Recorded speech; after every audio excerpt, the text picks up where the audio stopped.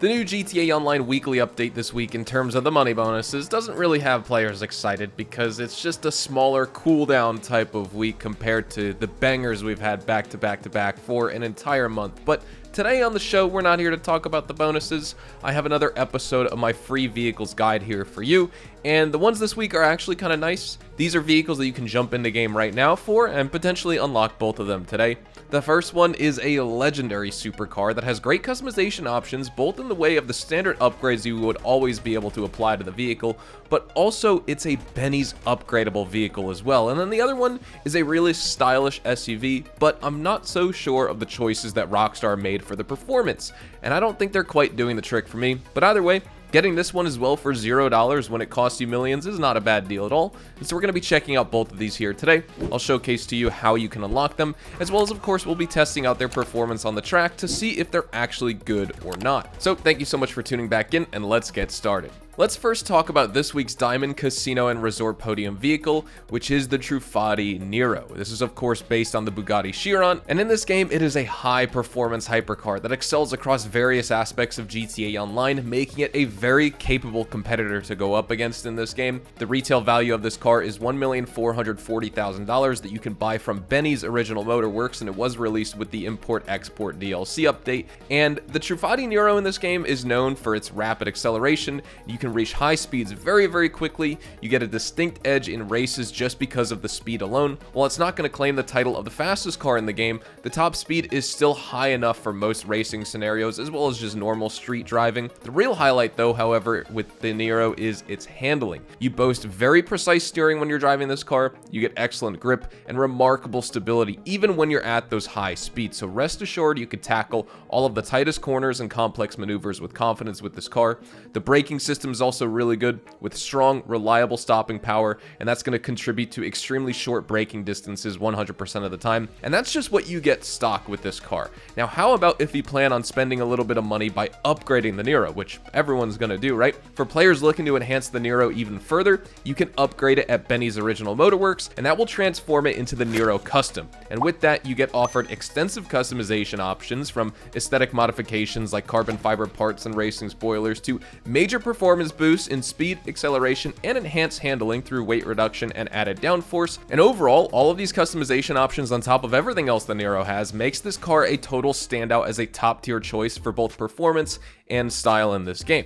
So now let's take it to the track. And here is the Truffati Nero Custom. We're not using the regular Truffati Nero. I figured it would probably make sense for this video, right? Showcasing the actual podium vehicle, but I feel like most of the time, if players were to unlock this as your podium vehicle for the week, or buy it for full retail value from Benny's, you'd probably turn it into the Truffati Nero Custom, right? Because you get your same Truffati Nero performance, actually a little bit better, marginally better, but tons more customization options, better looks, racing spoilers, carbon fiber additions, all of that. So you might as well just upgrade it to this. And I want to showcase the car in its best possible light and form, right? There's really nothing bad about the Truffati Nero, but just stock, it's a little bit unexciting, especially when you compare it to the custom variant. So this is the Truffati Nero Custom. I didn't upgrade it here at LS Customs. I just drive out of the garage to showcase to you guys in that little cutscene how it looks driving out. But, you know, in the Benny's back alley, there's not much space, so the clip looks kind of weird. But here we are. This is it. Let's take it to the track, test out the performance. You guys know the deal. I like to drive up north here, then we cut east, cut south, cut east, work our way south, and then we go back west on this street all the way to this intersection. And I'm going to start my timer right now, and we are going to go. I'm hoping we can get a sub 2 minute and 45 second time with this car. We may even be able to do sub 2 minutes and 40 seconds if we don't have any sort of crashes or mishaps of losing traction or handling or anything like that, which we shouldn't have with this car. This car has incredible braking, as you can see, traction, handling, all of that. The acceleration is awesome. The top speed is still really good for this car. Everything, I mean, I would say that this car is more than just well balanced. It is exceptional in basically every regard. It may not be absolute top of its class for top speed or acceleration or, you know, handling, braking, all that. Maybe even customization as well, but it's like a jack of all trades because it's balanced in every regard. And actually, like I was saying, it's even more than balanced. It's just really good at everything. While it may not be absolute #1 for any specific thing, it's like top 5, top 10 for every single thing in the game, in my opinion. So this is what we're rocking with. Now we're going down this hill, and this is where you could see like the true top speed with these cars shine, because you're going down the hill, so you're even going faster than normal. And this Bugatti Chiron, this Truffati Nero Custom, you know, what I like about the Benny's upgrades is you can kind of take the Bugatti Chiron or the Truffati Nero and turn it into the Super Sport Chiron or the Chiron Super Sport, whatever you want to call it. So you get a little bit more aggressive looking with it. And here's our, oh, that's really not good. Okay, we're gonna lose about 5 seconds right there. That is completely driver fault and driver error right there. Wow, that was real bit. I mean, thankfully, you could see the crash deformation actually turned out to still be really good. We're just about halfway done with this course now, maybe a little bit more than halfway. I always struggle with this uphill. I'm not sure what that Ubermax Zion was doing right there. That wasn't a Zion, that was a, what was that, a Sentinel? Man, I love this car though. I'm driving it almost, I feel like a little bit passively. I haven't driven this car in a couple weeks as well. And so this is like truly like first impressions of me jumping back onto the game. This is the first time I'm playing GTA Online just today in the first place. So I'm not even warmed up with driving. All I've done is just record the customization of these cars so far. But you could see how well the performance of this Truffati Nero Custom is. The normal Truffati Nero is basically going to perform exactly the same as this. The top speed is going to be ever so slightly slower, but very similar in terms of handling. I mean, the custom is just marginally better. So here we go. The official time is 2 minutes and 39 seconds. So it is sub 2 minutes 40 seconds, even with that crazy crash that truly, you know, we didn't lose all our speed, but we flipped and we spun around and everything. So that still took a couple seconds off the time. This could have probably been a 2 minute and 35 second car if that didn't happen. So very, very speedy. You could see, and just look at the customization. It's incredible with this car. Now, for this week, the LS Car Meet prize ride vehicle is the Obey iWagon, and it's available for a retail value of $1,720,000 from Southern San Andreas Super Autos. And of course, the prize ride challenge this week is winning LS Car Meet Series races for 3 days in a row. This was a vehicle that released in the contract update, and surprisingly, it stands out as the quickest SUV in GTA Online in terms of acceleration in its class. But let's not get too ahead of ourselves here, because the top speed is absolutely terrible. It caps out at a top speed of 91.5 miles an hour, which actually makes it the second slowest SUV in the game, only slightly outpacing the Crusader. However, the handling is surprisingly good, and the vehicle also has pretty good braking to help it navigate corners, but is it actually that good when you can't even get fast enough with this vehicle to lose control? I'll leave that up for you to decide. This car is based on the 2018 Audi e-tron SUV, and I think if it was an ICE vehicle with similar performance characteristics to like the Obey 8F Drafter or even the Tailgater S, then I would love this vehicle so much more. And here is the Obey iWagon, and I tried to make it look, you know, basically like some other Audi SUV, like a Q4 or something like that. This is based off that 2018 e-tron SUV. I think the styling looks great. When it comes to the aesthetics of this vehicle, Rockstar really knocked it out of the park. I think it looks great. I just wish, one, it had better customization options, because there's really not much you could do besides additions to the hood, modifications to the hood, and like the spoiler, and you could really just turn it into a different color or make it carbon fiber. Front and rear bumpers, which don't really transform it entirely, kind of just brings down the bottom and the sides of the bumper closer to the ground, and that's about it. So it's sitting in more of like a planted state.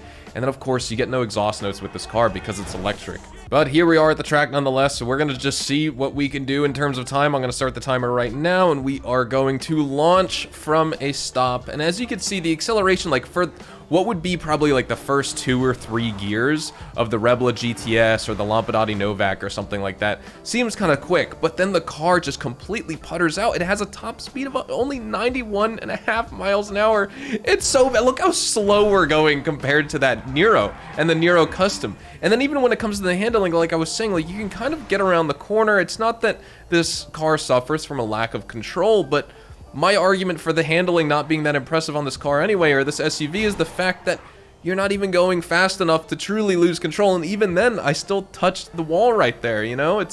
I mean, that was more my fault. I'm not used to driving it. This car feels just a little bit strange. Like I said, styling looks great. I love the styling. I love the aesthetics. The customization options that you do have available are nice.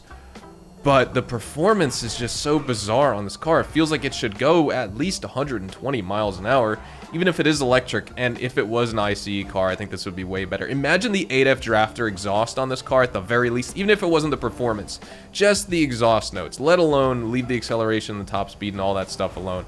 Exact same car, but just different sound.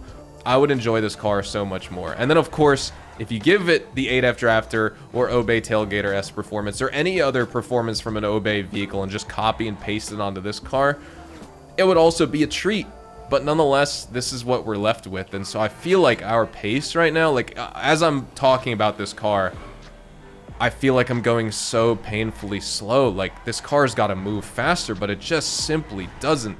And even statistically speaking, this car being quicker off the line in terms of accelerating for other SUVs in the game, it truthfully, to me, it doesn't even feel like that. That's just with Bruffy's testing, and those are the numbers. On paper, that is what the car is. It's actually the fastest accelerating SUV in the game, but you wouldn't feel like it. Like it is. You wouldn't think so, just because of the fact it doesn't look it when we're driving. It looks like we're going incredibly slow. We're at 2 minutes, 10 seconds now for this course.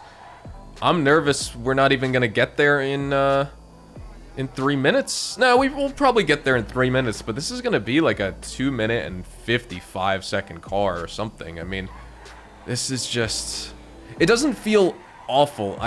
You just have that little thought in the back of your head that's like, this car should just be going faster.